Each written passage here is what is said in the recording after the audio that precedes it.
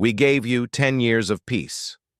The crimson sun of Kepler 442b cast long shadows across the abandoned human settlement of New Geneva. Ambassador Zara Chen stood among the smoking ruins of what had once been a thriving colony of 50,000 souls. Her diplomatic shuttle had arrived 3 hours too late. The acrid smell of burned plasteel and worse things filled her nostrils as she surveyed the devastation. "Ma'am, we've found survivors," called Lieutenant Torres from behind a collapsed residential tower. His voice carried the weight of someone who had seen too much in too little time. Zara picked her way through the debris, her diplomatic robes now torn and stained with ash. In a makeshift shelter constructed from fallen beams, she found them. 37 colonists, mostly children and elderly, their eyes hollow with shock and grief. Among them sat Dr. Elena Vasquez, the settlement's chief medical officer, her left arm in a crude sling. "Dr. Vasquez," Zara said softly, kneeling beside the woman. "What happened here?" Elena's voice came out as a whisper, barely audible above the wind that howled through the broken buildings. "They came at dawn, the Korthani fleet. We thought the peace treaty meant something." Zara's jaw tightened. The Galactic Peace Accord of 23A7 had been humanity's greatest diplomatic achievement. After centuries of expansion and inevitable conflicts with alien species, they had finally established lasting peace with the major powers of the Orion Arm. The Korthani hegemony had been the most reluctant signatory, but they had agreed to a 10-year non-aggression pact. "Did they give any warning, any demands?" Zara asked. A young boy, no more than 12, looked up with tears streaming down his dirt-stained face. "They said we were trespassers, that this world belonged to them now. Mom tried to show them the settlement charter, but they just—" His voice broke. Dr. Vasquez pulled the boy closer. "They orbital bombarded the administrative center first. Killed Governor Martinez and the entire council in the opening salvo. Then they landed ground forces. We tried to evacuate, but their ships were hunting civilian transports for sport." Zara felt something cold settle in her chest. This wasn't just a territorial dispute or a misunderstanding. This was systematic extermination. She activated her neural implant and began recording everything, every word, every tear, every piece of evidence. "The children's school," Elena continued, her voice growing stronger with anger. "They targeted it specifically. 300 kids. The Korthani commander watched from his dropship as it burned." Lieutenant Torres approached with his scanner in hand. "Ambassador, we've completed the preliminary sweep. Total casualties." He paused, swallowing hard. 49,612 confirmed dead. These 37 are the only survivors we've found." Zara closed her eyes for a moment, processing the magnitude of the atrocity. When she opened them, her expression had hardened into something that would have been familiar to any student of human history. It was the look that had preceded Stalingrad, Gettysburg, and 1,000 other moments, when humanity's back was against the wall. "Doctor, I need you to tell me everything. Every detail about their weapons, their tactics, their numbers, everything you saw." For the next hour, Zara methodically interviewed each survivor. The picture that emerged was damning. The Korthani hadn't simply broken the peace treaty. They had planned this massacre with deliberate precision. Their targeting of schools, hospitals, and civilian evacuation routes wasn't collateral damage. It was a message. As the alien sun began to set, casting the ruined colony in deeper shadow, Zara stood at the edge of what had been New Geneva's central plaza. A fountain that had once celebrated human achievement on this distant world now ran red with blood and ash. Her communication officer appeared at her shoulder. "Ma'am, we're receiving priority transmissions from Earth. The Korthani have hit 17 other colonies in the past 6 hours. The pattern is the same everywhere. Complete extermination of civilian populations." Zara nodded grimly. "What's the status of the fleet?" Admiral Harrison is mobilizing the 4th and 7th battle groups. The Senate has called an emergency session. Early reports suggest they're considering... He paused. They're considering activating the Prometheus Protocol. The Prometheus Protocol. Zara had heard whispers of it during her time at the Diplomatic Corps. It was humanity's ultimate contingency plan, developed in the darkest days of the Centauri Wars but never implemented. The complete mobilization of human military and industrial capacity for total war. "Open a channel to Earth Command," she said quietly. The holographic interface materialized before her, showing the grim face of Admiral Sarah Harrison, commander of the Terran Defense Force. Behind her, Zara could see the bustle of the war room, officers moving with the urgent efficiency of people preparing for the unthinkable. "Ambassador Chen," Harrison said without preamble, "I assume you've seen the reports from the other colonies." "I'm standing in the ruins of one right now, Admiral. 49,000 civilians dead in their homes and schools. The Korthani didn't just break the peace treaty, they spat on everything we've tried to build out here." Harrison's expression grew even more severe. "The Senate vote was unanimous, Zara. We're implementing Prometheus. As of 1800 hours Standard Time, humanity is officially at war with the Korthani hegemony and any species that supports them." Zara felt a chill that had nothing to do with the alien wind. She had dedicated her career to preventing exactly this moment. "Admiral, you know what this means. Once we activate Prometheus, there's no going back. We become something different. They made that choice for us when they decided to murder children," Harrison replied coldly. "We gave them 10 years of peace, Zara. 10 years of trade, cultural exchange, and genuine attempts at friendship. This is what they chose to do with that gift." The transmission flickered as atmospheric interference increased. In the background, Zara could hear the distant rumble of military transports beginning their mobilization. Across human space, the peaceful merchant fleets would be converting to military configurations. Colony defense militias would be federalized. The vast industrial complexes that had been producing consumer goods and terraforming equipment would retool for war production. "What are your orders, Admiral?" "Get those survivors to safety, then report to Titan Station. We're going to need every experienced diplomat we have for what comes next, because when we finish with the Korthani, we're going to make sure every species in the galaxy understands exactly what happens when you mistake human mercy for human weakness." As the communication ended, Zara turned back to the survivors huddled in their makeshift shelter. Dr. Vasquez was singing softly to the children, an old Earth lullaby that somehow seemed both heartbreaking and defiant in this place of death. The woman looked up as Zara approached. "What happens now?" Zara knelt beside the group, her diplomatic training warring with the rage that burned in her chest. "Now we make sure this never happens again. We've spent 10 years trying the awakening of the human war machine. 6 months after the New Geneva massacre, the galaxy was beginning to understand what they had awakened. Admiral Sarah Harrison stood on the bridge of the UTS Retribution, humanity's newest and most advanced dreadnought.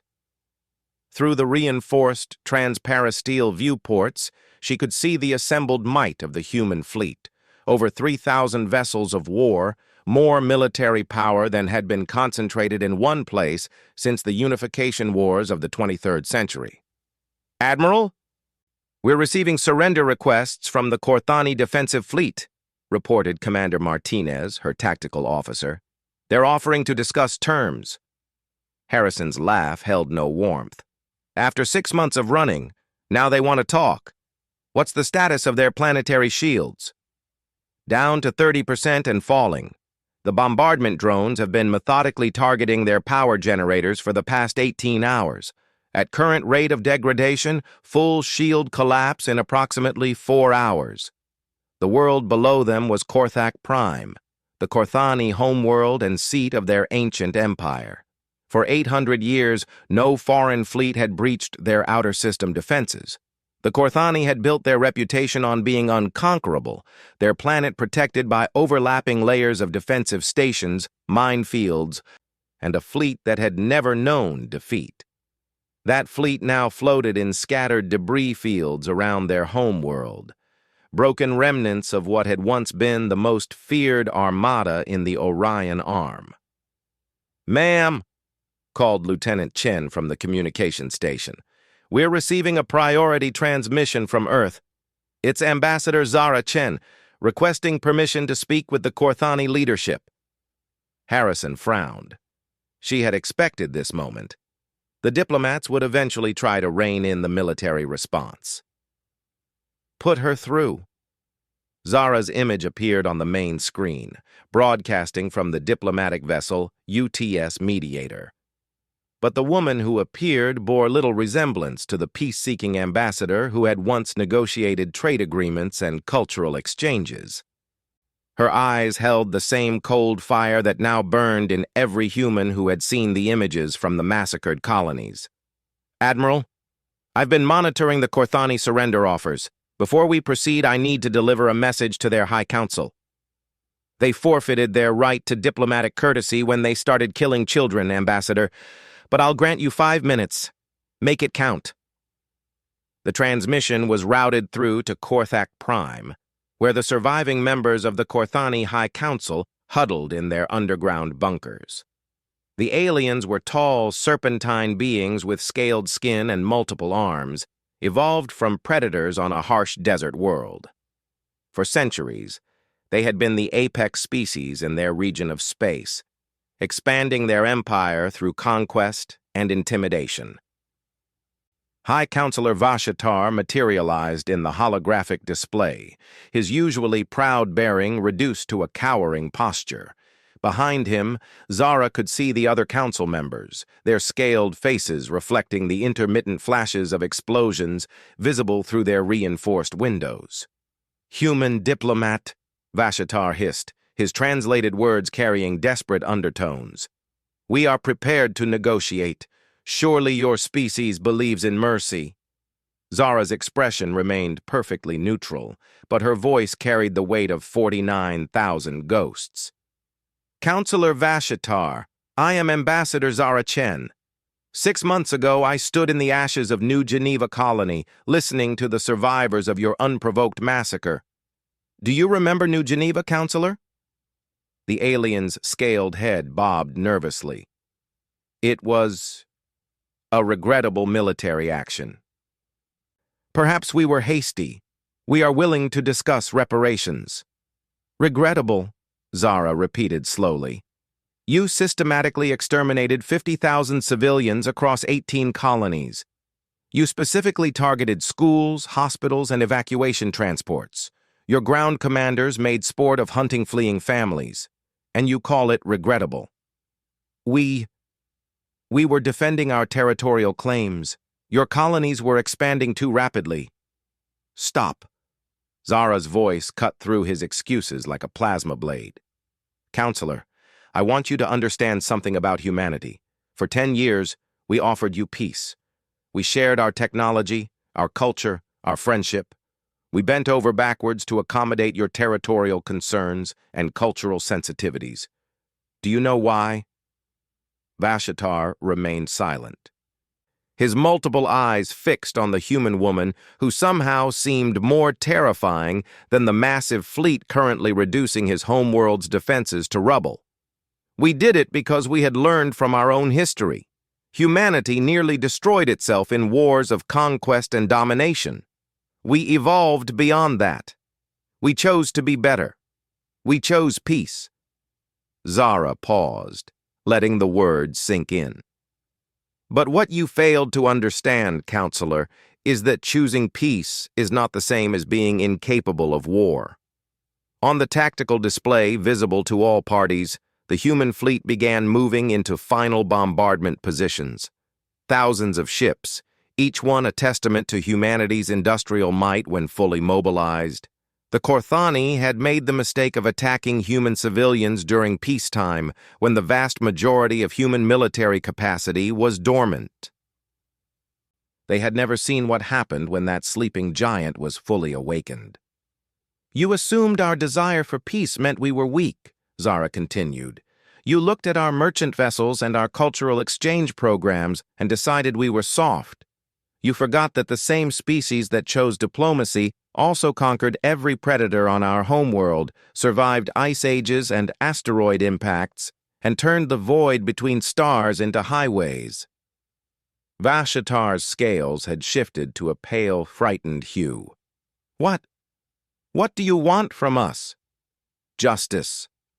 Zara's voice was as cold as the space between stars. "Every Korthani military commander involved in the colony massacres will be turned over to human authorities for trial. Your entire military fleet will be surrendered and decommissioned. Your weapons research facilities will be dismantled under human supervision, and you will pay reparations to every family affected by your atrocities. That would leave us defenseless." "Yes, it would." Zara allowed herself a thin smile. "For the next 50 years, Korthani space will be under human protection. You will have time to rebuild your civilization as a peaceful one. Consider it a gift. It's more mercy than you showed to the children of New Geneva." Admiral Harrison watched the exchange with grim satisfaction. This was what humanity looked like when they stopped trying to be everyone's friend and started being the galaxy's protector. The transformation had been swift and absolute. Peaceful colony worlds had transformed into fortress planets overnight. Merchant ships had been refitted as raiders. Industrial capacity that had been devoted to terraforming and infrastructure was now producing weapons of war at a rate that had shocked even humanity's allies. "Counselor," Admiral Harrison's voice joined the conversation, "you have 1 hour to transmit your complete surrender and begin compliance with Ambassador Chen's terms. If you refuse, we will demonstrate why humanity spent 10 years building defensive fleets instead of conquest armadas." The transmission ended, leaving the bridge of the Retribution in tense silence. Through the viewports, they could see Korthak Prime spinning slowly below them, its once mighty orbital defenses now reduced to glowing debris. In the distance, human construction ships were already beginning to establish the monitoring stations that would oversee Korthani compliance with their surrender terms. "Admiral," Commander Martinez reported, "we're receiving transmissions from across the galaxy. The Zephyrian Collective is requesting formal alliance discussions. The mineral lords of Vega want to renegotiate their trade agreements in our favor. Even the normally neutral ethereal consortium is sending diplomats." Harrison nodded grimly. Word of humanity's military response had spread faster than their fleets. Species that had previously dismissed humans as peaceful merchants were now scrambling to ensure they remained on humanity's good side. The galaxy's power balance had shifted permanently. "What's the status of our other operations?" "The Korthani fortress world of Zerion fell this morning. The remaining collaborator species have sued for peace. Resistance is effectively broken across their entire sphere of influence. 6 months ago, the Korthani hegemony had controlled 67 star systems and commanded the fear of half the galaxy. Today, they were a broken empire begging for mercy from the peaceful humans they had tried to exterminate." Ambassador Chen's image reappeared on the screen. "Admiral, we're receiving communications from several neutral species wanting to establish formal diplomatic relations. It seems our demonstration of resolve has clarified many previously ambiguous situations." "I imagine it has," Harrison replied. "What's your assessment, Ambassador?" "The galaxy is learning a lesson it should have known from studying human history.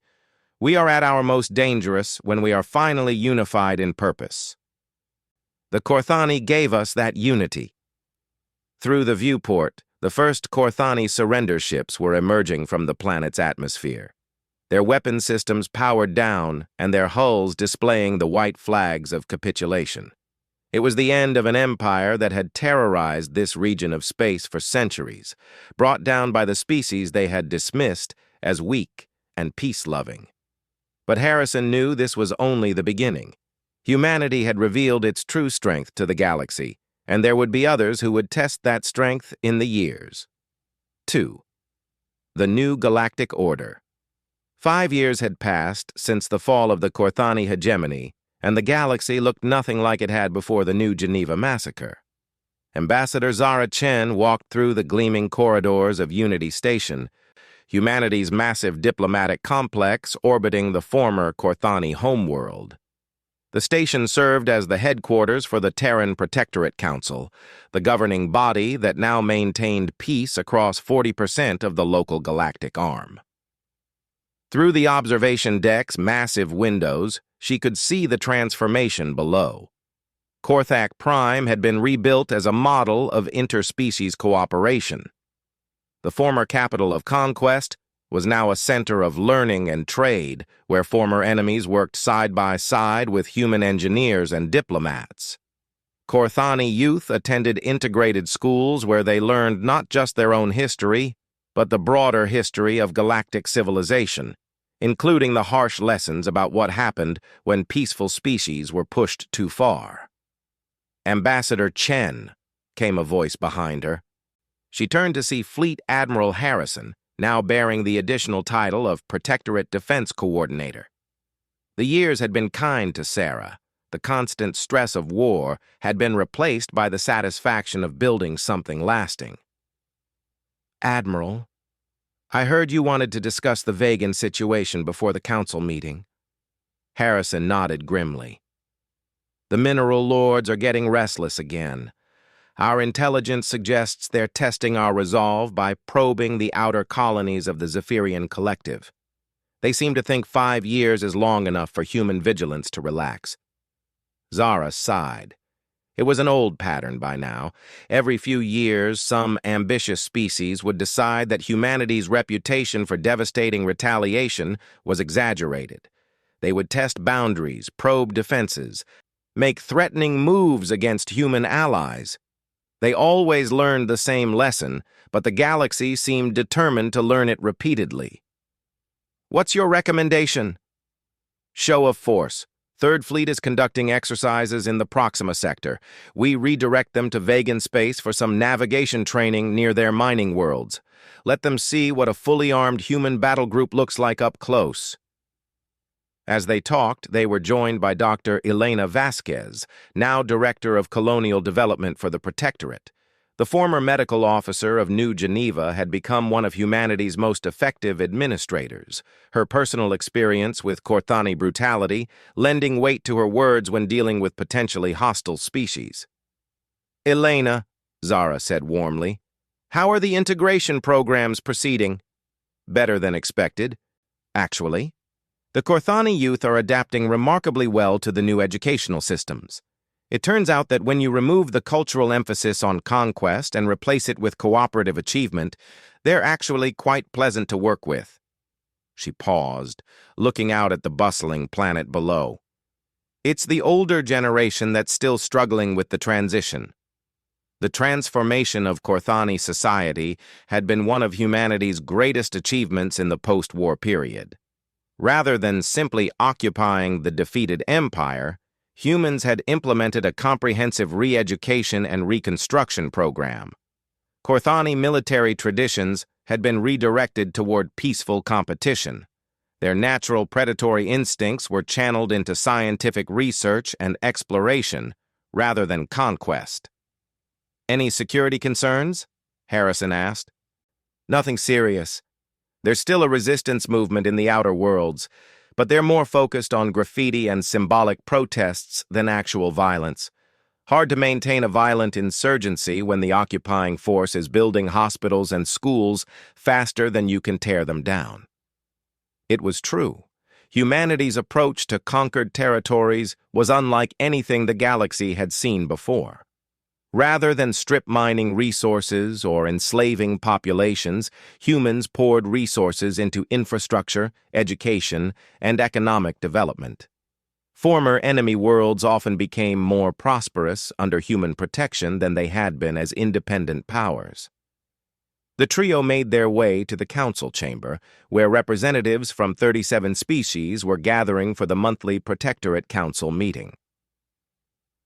The chamber was a marvel of diplomatic architecture, designed to accommodate the wildly different physiological requirements of the various species.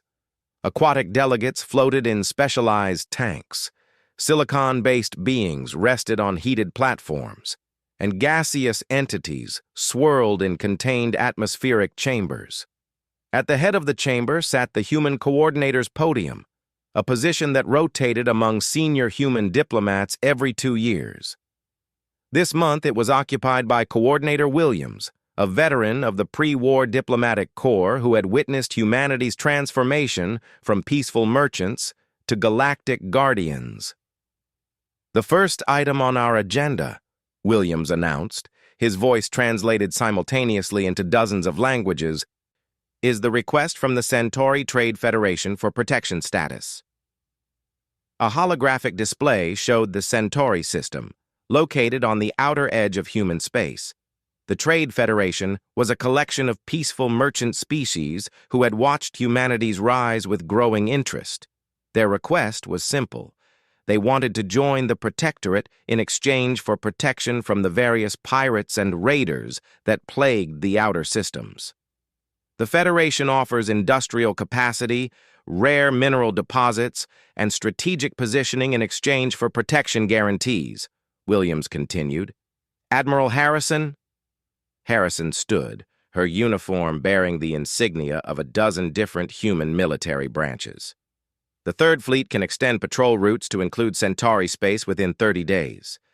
We estimate a force commitment of 15 vessels on rotating assignment should be sufficient to deter any aggressive action in the region."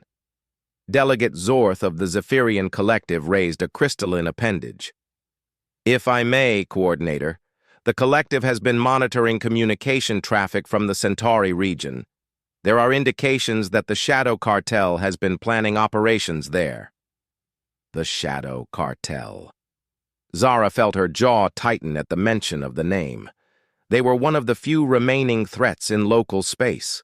A loose confederation of pirate fleets, rogue military units, and criminal organizations who had banded together in response to humanity's expansion. Unlike the traditional empires that humanity had faced, the cartel had no fixed territories or populations to protect. They struck from hidden bases and disappeared into the void. "What kind of operations?" Harrison asked. "Slave raids, primarily. The Centauri species are highly valued in illegal markets due to their psychological susceptibility to certain forms of conditioning." A cold silence fell over the chamber. Slavery had been one of humanity's first targets when they began expanding their influence after the Korthani War. Any species or organization involved in the slave trade found themselves facing the full might of human military power. Several criminal empires had been completely eradicated for trafficking in sentient beings. "Motion to fast-track Centauri's protection request," said Delegate Vraxis of the reformed Korthani government. "If the Shadow Cartel is planning operations against peaceful traders, they need protection immediately." The motion passed unanimously.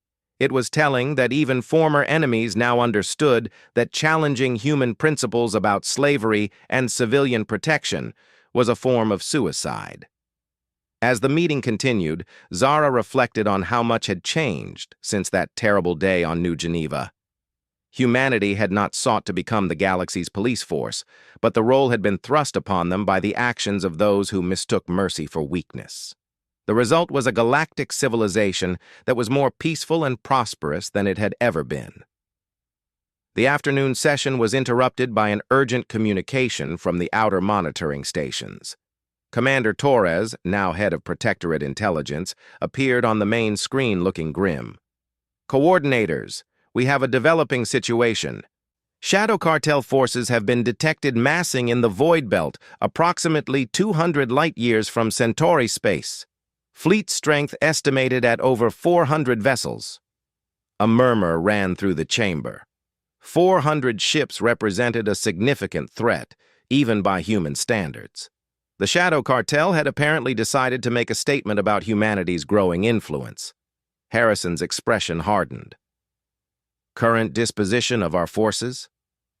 Third Fleet is en route to Centauri as planned. Seventh Fleet is conducting anti-piracy operations in the Perseus sector.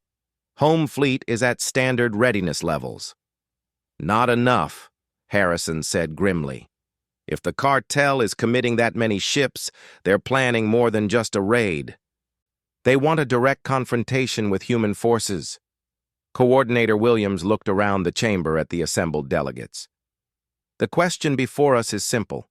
The Shadow Cartel is challenging not just human authority, but the entire protectorate system. How do we respond? The answer came from an unexpected source. High Counselor Vashitar, the former Korthani leader who now served as a junior delegate to the Protectorate Council, rose from his position. The alien who had once ordered the massacre of human colonies now spoke in defense of human protection. Coordinators, with respect, there is only one response that the galaxy will understand. The Shadow Cartel must be eliminated completely. Not defeated, not scattered, eliminated. The galaxy has enjoyed 5 years of unprecedented peace because every potential aggressor knows exactly what happens when humanity's patience is exhausted. Vashitar's scaled form straightened with something that might have been pride. My species learned this lesson at great cost. We were once the terror of this region. We conquered, enslaved, and destroyed because we believed might made right. Humanity taught us that true strength comes not from the ability to destroy, but from the wisdom to build and the will to protect what you have built. He gestured to the diverse collection of species in the chamber. Look around you. 47 species working together, trading freely, exploring the cosmos without fear of conquest or enslavement. This exists because humanity demonstrated that aggression against peaceful civilizations carries an unacceptable price. The old Korthani's voice grew stronger. If we allow the Shadow Cartel to challenge this system, others will follow. The peace we have built will crumble, and we will return to the dark ages of constant warfare and suffering. Delegate Zorth of the Zephyrians stood in agreement. The collective supports total elimination of the Shadow Cartel. We have ships and crews ready to assist human forces. One by one, the other delegates voiced their agreement. The mineral lords of Vega, despite their recent testing of boundaries, offered their massive mining ships for conversion to support vessels. The Ethereal Consortium pledged their advanced sensor networks for intelligence gathering. Even species that had never before committed to military action volunteered resources for the campaign. Admiral Harrison watched the unprecedented show of unity with something approaching awe. With your support, we can mobilize the largest fleet in galactic history. Estimated time to operational readiness? 60 days for full mobilization, reported Commander Torres. But we can have advance elements in position within 2 weeks. Coordinator Williams nodded slowly. Then it's decided. The Shadow Cartel has chosen to challenge not just humanity, but the entire civilized galaxy. We will respond accordingly.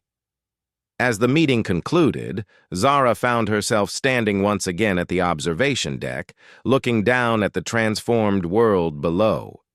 In the distance, she could see construction ships beginning to arrive, the first elements of the massive fleet that would soon gather to face the Shadow Cartel. Dr. Vasquez joined her at the window. "Penny, for your thoughts?" I was thinking about that little boy on New Geneva, the one who lost his mother in the massacre. He must be 17 now. He is. Marcus Chen Rodriguez. He's actually one of my students in the accelerated engineering program. Brilliant kid. Wants to design starships. Zara smiled sadly. I wonder what he would think about all this, about what we've become. I know exactly what he thinks, Elena said quietly. I asked him once. He said that his mother died so that other children wouldn't have to. He said that humanity didn't choose to become the galaxy's protector. The galaxy chose humanity. In the distance, the first ships of the gathering fleet began to appear as points of light against the stars. Somewhere out there, the Shadow Cartel was preparing for what they probably thought would be a glorious battle against human forces. They would soon learn what every other aggressive power in the galaxy had learned over the past 5 years. Humanity had been given 10 years of peace by the galaxy, and they had used that time to build something beautiful. A network of peaceful trade, cultural exchange, and cooperative exploration. When that gift was repaid with death and destruction, humanity had responded with devastating force. But they had also built something better from the ashes.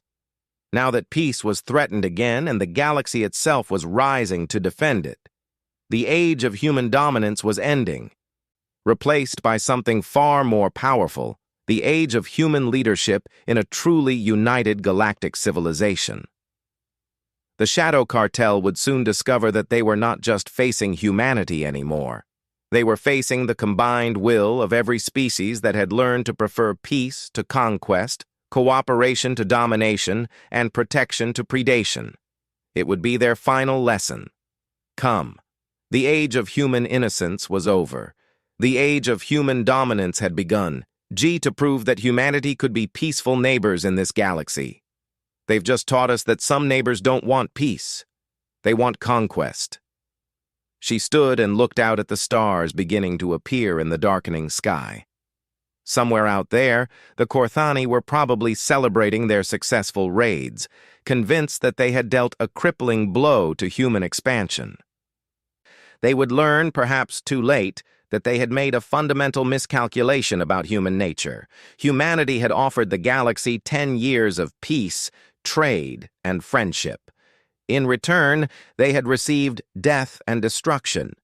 Now they would learn what humanity looked like when it stopped trying to be the galaxy's friend and started being its reckoning. The age of human restraint was over. The age of human wrath was about to begin.